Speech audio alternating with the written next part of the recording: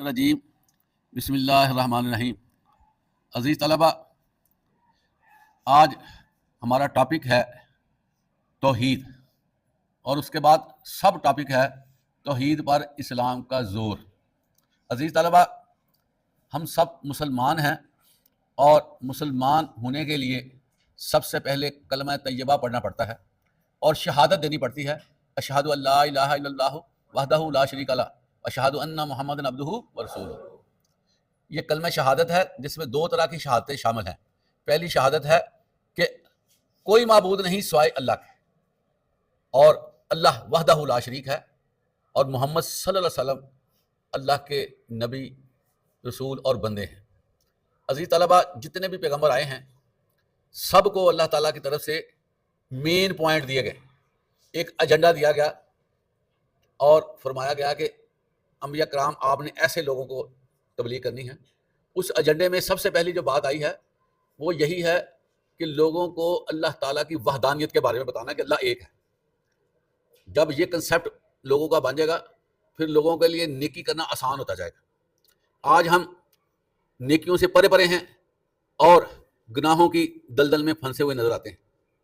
اس میں مین جو نقطہ ہے وہ یہی ہے کہ اللہ کے بارے میں ہمارے جو تصورات ہونے چاہیے نا، اکارڈنگ ٹو قرآن و سنت، وہ نظر نہیں آتے، اور خود سے ہم نے تصورات بنا لیے ہیں اور ایک پرچھاواں بنا لیا ہے، مبہم چیزیں بنا لی ہیں جس کی وجہ سے ہمارے عملوں پر اس کا اثرات مرتب ہو رہے ہیں۔ جو بندہ توحیدی تصورات میں جتنا واضح ہوگا اتنا ہی وہ بندہ عمل میں پائیداری میں ہوگا۔ اگر بندہ اللہ کے بارے میں سمجھ ہی نہیں پایا کہ اللہ کی ذات کیا ہے تو اس کو کیسے کو مجبور کرے گا کہ تم عمل کرو؟ جب ہم اللہ کے بارے میں پورا ایمان لے آتے ہیں، پکا کر لیتے ہیں، تو پھر ہمارے اندر عزیز طلبہ لرزاں جاری ہو جاتا ہے، کپی آنے لگی جاتی ہے، ہمارا دل ڈرنے لگتا ہے، ہمیں ایک خوف محسوس ہوتا ہے کہ میں یہاں پر ہوں، کل کو میں نے اللہ کے حضور حاضر ہو جانا ہے اور اللہ نے براہ راست مجھ سے کویشچننگ کرنی ہے اور میرے بارے میں پوچھنا ہے۔ اور پھر یہ جو تصور ہے پھر انسان کو بہت سے کام کرنے پر آمادہ کرتا ہے، جس میں پہلی بات ہے نماز کی پابندی۔ ایک بندے کو خطرہ ہی کوئی نہیں ہے کہ مجھے قبر میں نے لیٹنا ہے تو میرے ساتھ کیا ہوگا، یا قیامت کا دن وہ کس طرح کا ہوگا، یا جنت دوزخ کیا ہے، اور پھر وہ سست ہو جائے گا، پھر کہے گا کوئی نہیں، سارے لوگ اس طرح ہی ہیں۔ بندہ اپنے آپ کو تسلی دیتا ہے کہ سارے لوگ ایسے ہیں، تو سارے لوگوں کا معاملہ ٹھیکہ آپ نے نہیں اٹھایا ہوگا، آپ نے خود دیکھنا ہے کہ میں کیسے۔ تو توحید جو ہے یہ بندے کو ابھارتی ہے کہ تمہارا مالک ہے، تمہارا پروردگار ہے، تمہارا خالق ہے، تمہارے سارے رزق کی ذمہ داری اس کی ہے، اور تمہاری جو سانسیں آ رہی ہیں جا رہی ہیں ان سب کا مالک اللہ ہے، اور کسی وقت بھی میرے معاملات وائنڈ اپ ہو سکتے ہیں اور مجھے دنیا سے جانا پڑے گا، جس کی وجہ سے بندے کے اندر اللہ کے ساتھ تعلق داری شروع ہو جاتی ہے۔ عزیز طلبہ، ایک چیز میں آپ کو بتاؤں، اللہ کے ساتھ محبت جو ہے نا یہ اتنی ضروری ہے کہ کائنات کی ہر چیز جو ہے وہ چھوڑ کر اللہ سے محبت کرنی چاہیے۔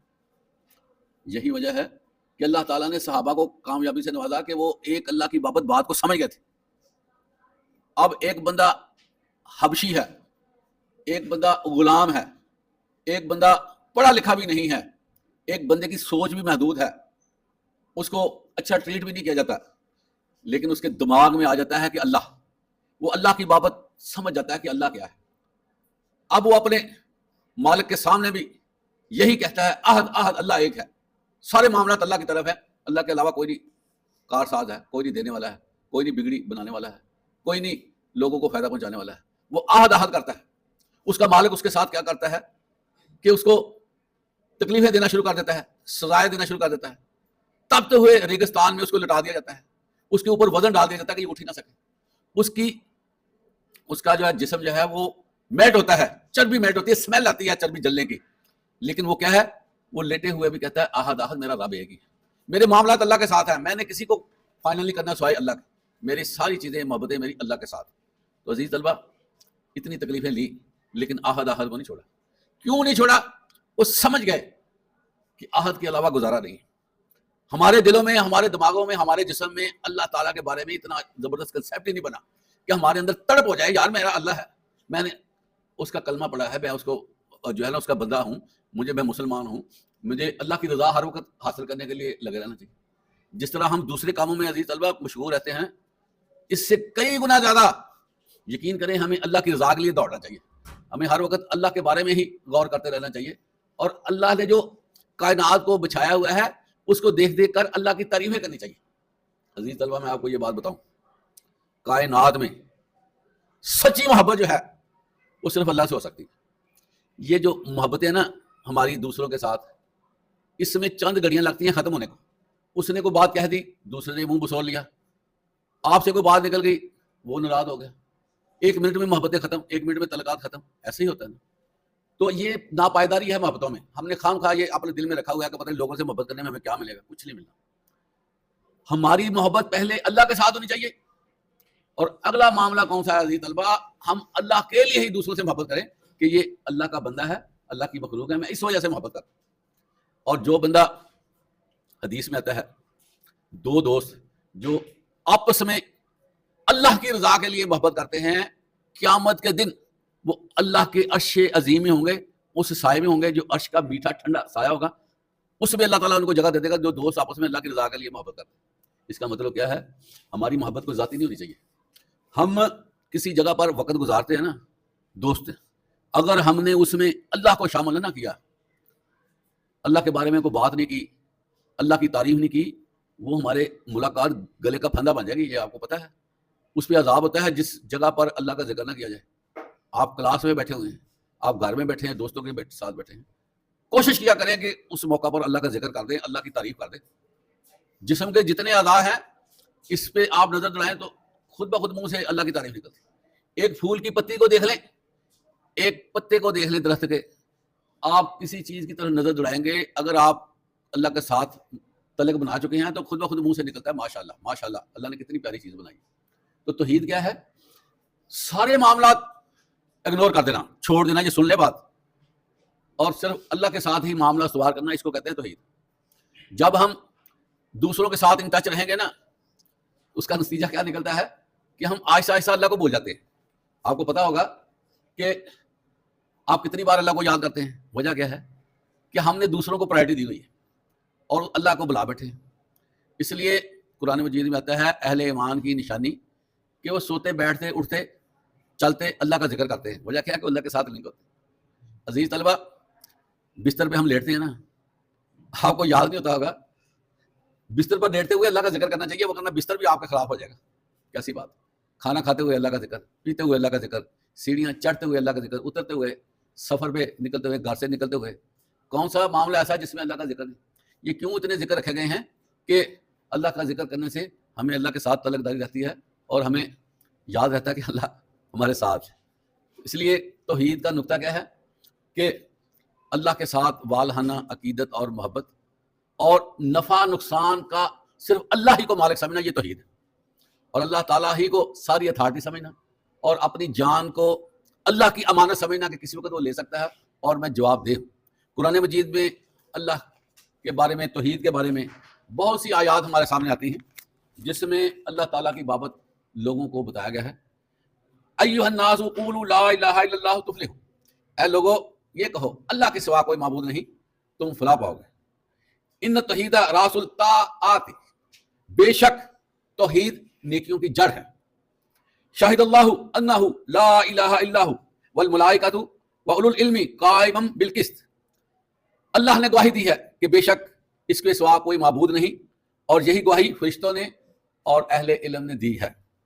وما ارسلنا من قبلک من رسول الا نوحی الیہ لا الہ الا انا فاعبدون، اور ہم نے آپ صلی اللہ علیہ وسلم سے پہلے بھی جو رسول بھیجے ان کو یہی وہی فرمائی تھی کہ میرے سوا کوئی معبود نہیں، بس تم میری ہی عبادت کر.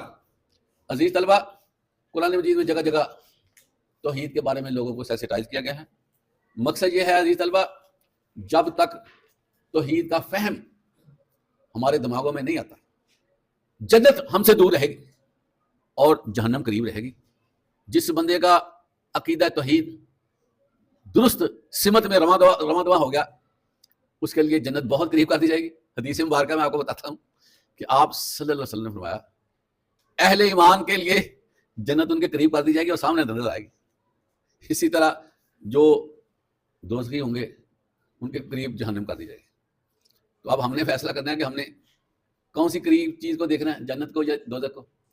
تو اس کے حوالے سے ضروری ہے کہ ہم عبادت میں یکسوئی اختیار کریں، ہم اپنے آپ کو ادھر ادھر کی حرکات سے بچائیں، ہم اپنے آپ کو فرسودہ چیزوں سے بچائیں، ہم ان چیزوں کو اپنا لیں جس کا حکم اللہ اس کے رسول نے دیا ہے. عزیز طلبہ، اگر یقین کریں اگر دین ہم پر مشکل ہوتا تو اللہ تعالیٰ دین نہ دیتا. اللہ تعالیٰ دین کے بارے میں لوگوں کو مشقت میں نہیں ڈالتا، اور قرآن مجید میں اللہ تعالیٰ نے فرمایا ہے لا یکلف اللہ نفسا الا وسعها، نہیں کسی کو تکلیف دی جاتی مگر اتنی جتنی وہ برداشت کر سکتے. تو دین نے ہمارے آرام کا، ہمارے کھانے پینے کا، ہماری خواہشات کا، ہماری بیوٹیفیکیشن کا لباس بھی اتارا، ہر چیز کا خیال رکھا. انواع اقسام کے یہ جو کھانے دیے گئے ہیں نا، یہ اللہ کی طرف سے پروٹوکول ہے ہمارے لیے. کون سا جانور ہے کوئی 10 قسم کے کھانے کھاتا ہے؟ جو گھاس کھا رہا ہے وہ صدیوں سے گھاس ہی کھاتے جا رہا ہے، جو گوشت کا شوقین ہے وہ گوشت ہی کھاتا جا رہا ہے. ان کے ہاں ورائٹی نہیں ہے. صرف اس کائنات میں انسانی وجود ہے جس کو اللہ تعالیٰ نے ہزارہا نعمتوں سے نوازا ہے. غور کیا کریں نا جانوروں کو کیا ملا اور ہمیں کیا ملا. سارے جانور انسکیور ہیں. پتہ آپ کو جنگل میں آپ نے دیکھا ہوگا، ویڈیوز آپ دیکھیں کہ شیر دشمن ہے نا، تو شیر سے اوپر بھی مگر مچھ ہیں جو شیر کو پورا پورا نگل لیتے ہیں. پتہ آپ کو. تو ہر جو جانور ہے وہ انڈر رسک رہ کر جنگل میں رہتا ہے. اللہ تعالیٰ نے ہمیں سیکورٹی دی ہوئی ہے. جانوروں کو سارے موسم برداشت کرنے پڑتے ہیں. کئی دفعہ بارشیں ہوتی ہیں، چھوٹے چھوٹے بچے ہوتے ہیں پرندوں کے، وہ گھونسلوں میں ہوتے ہیں، اوپر سے بارش آ رہی ہوتی ہے.